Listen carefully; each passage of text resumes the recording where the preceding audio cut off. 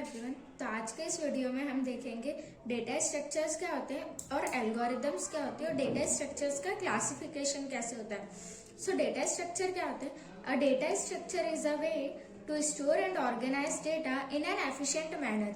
मतलब कि जब मेमोरी के अंदर हम किसी भी डेटा को स्टोर करते हैं या ऑर्गेनाइज करते हैं तो उस ऑर्गेनाइज करने का जो वे होता है उसे डेटा स्ट्रक्चर्स कहते हैं। डेटा स्ट्रक्चर का एडवांटेज क्या होता है? It increases the program efficiency and decreases the time complexity. मतलब कि प्रोग्राम के एफिशिएंसी को इंक्रीज करता है और टाइम कॉम्प्लेक्सिटी को डिक्रीज करता है। अब देखते हैं कि डेटा स्ट्रक्चर्स का क्लासिफिकेशन कैसे होता है। डेटा स्ट्रक्चर दो टाइप के होते हैं, एक लीनियर डेटा स्ट्रक्चर और एक नॉन लीनियर डेटा स्ट्रक्चर। अब आप सोच रहे होंगे कि लीनियर डेटा स्ट्रक्चर क्या होता है, तो हम एक एग्जांपल से समझते हैं।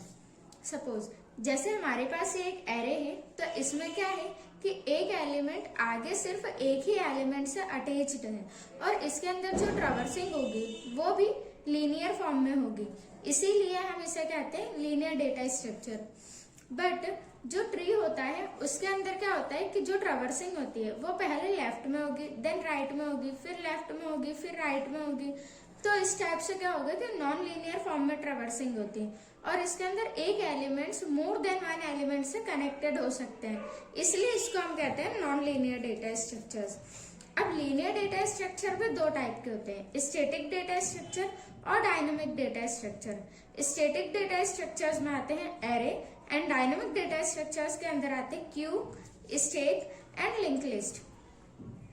और नॉन लीनियर डेटा स्ट्रक्चर्स के अंदर आते हैं ट्री और ग्राफ, क्योंकि ये क्या होते हैं कि मोर देन वन एलिमेंट से कनेक्टेड होते हैं, है ना। अब सपोज कि आप किसी कंपनी में इंटर्नशिप कर रहे हैं और वो इंटर्नशिप क्या है, फुल ऑनलाइन है ना। तो आपको क्या होगा कि जो उसके सर्टिफिकेट्स प्रोवाइड होंगे वो भी ऑनलाइन पीडीएफ के फॉर्म में प्रोवाइड होंगे। अब उसमें क्या होगा कि उसमें सिर्फ आपका ही सर्टिफिकेट तो नहीं होगा, उसमें ऐसे बहुत सारे बच्चों का सर्टिफिकेट होगा जिन्होंने उसी टाइम ड्यूरेशन में इंटर्नशिप की थी जिस टाइम ड्यूरेशन में आपने इंटर्नशिप की होगी।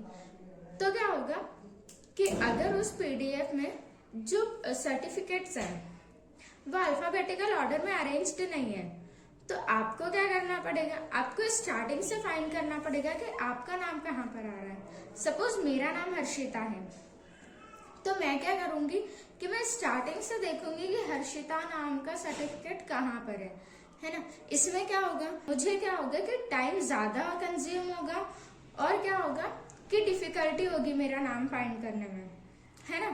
तो इसे हम कहते हैं डेटा स्ट्रक्चर्स में linear search.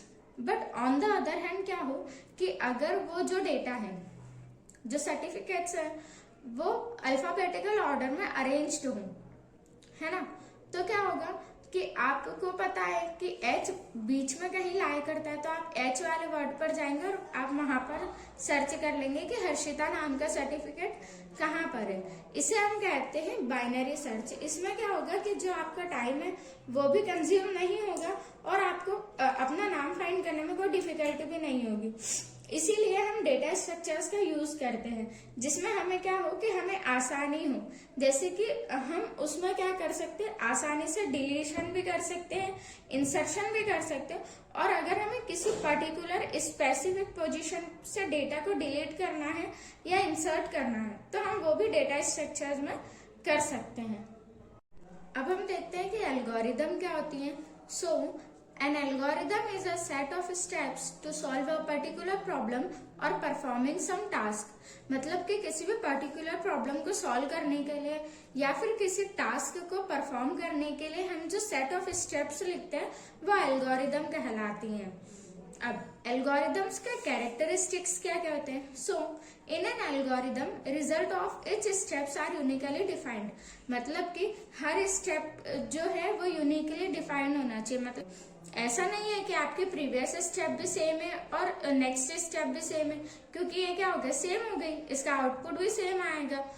N algorithm can have 0 और मोर इनपुट। इनपुट, मतलब किसी भी एल्गोरिदम के 0 इनपुट भी हो सकते हैं और मोर इनपुट भी हो सकते हैं, but N algorithm can not have 0 output. किसी भी एल्गोरिदम में 0 आउटपुट नहीं होना चाहिए। एन एल्गोरिदम कैन हैव 1 और मोर आउटपुट, मतलब एक या एक से ज्यादा आउटपुट किसी एल्गोरिदम में हो सकते हैं। Each step must be simple, मतलब हर स्टेप सिंपल होना चाहिए जिससे कि आपको पता चल सके कि आपने पर्टिकुलर स्टेप किस लिए लिखी है। N algorithm should not run for infinite time, मतलब कि किसी भी एल्गोरिदम को इनफाइनाइट टाइम के लिए रन नहीं होना चाहिए। Thank you so much.